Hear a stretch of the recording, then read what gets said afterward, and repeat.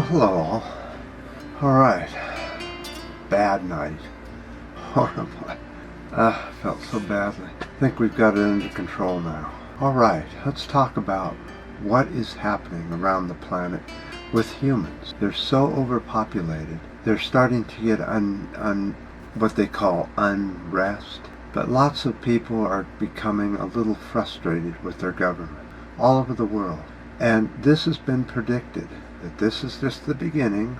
As climate change continues, sea levels are going to rise, and that's going to add to the more displaced peoples around the planet. Let's go over to the board and get some details on this. So sea levels will cause 150 million people to be displaced by 2050, meaning they're going to have to move from where they live now to somewhere else. We're not talking about people that go over borders or across to other countries or that kind of thing. We're just talking about local. Rising seas could threaten 3 times more people than previously believed or previously thought.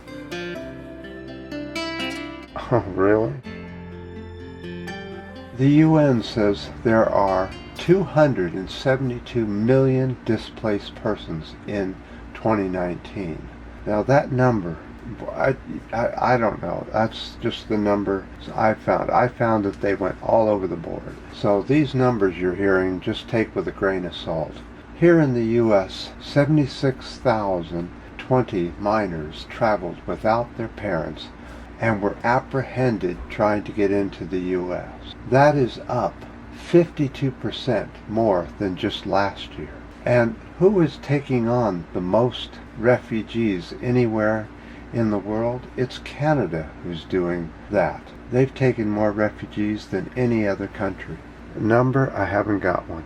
There are many articles and scientists that say that in the future that there are going to be massive wars, massive resource depletion problems, and people will have to migrate from one place to another, which will upset the people that are already there, that the people are migrating to. But the planet is finite. There's nowhere else to go. We can't even or settle the moon or any other place. We don't have the technology yet. We need to stop overpopulating. This is getting really serious. We're seeing so many more traveling to someplace else for a better life in desperation because of the governments they have. It's the governments and the people getting talked into bullshit that these leaders of ours are telling us. We shouldn't listen to these leaders. These leaders are just causing a world of problems, a big world of problems. And I think pretty much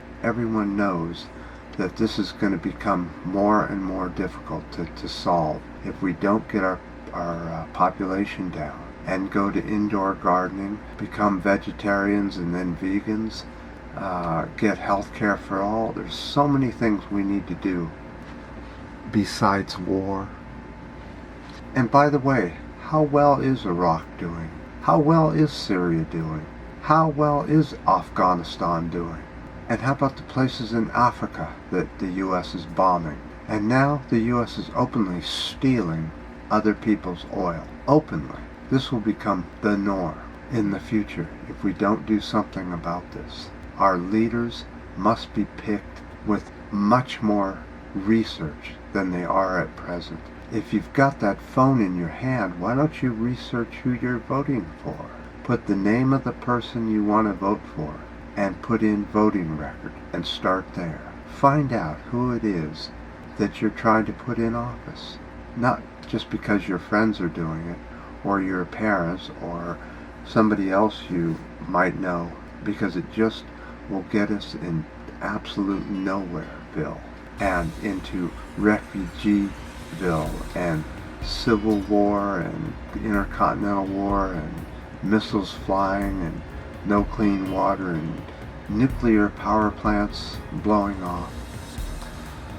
But all that can be prevented if we just start researching who we vote for and putting in true progressives. I appreciate all the ups, the downs, and definitely the comments. They're excellent. I do appreciate them. every one of them. YouTube is starting to work on the comments section now. There is no ETA of when it will be fixed. We look forward to it. Until next time.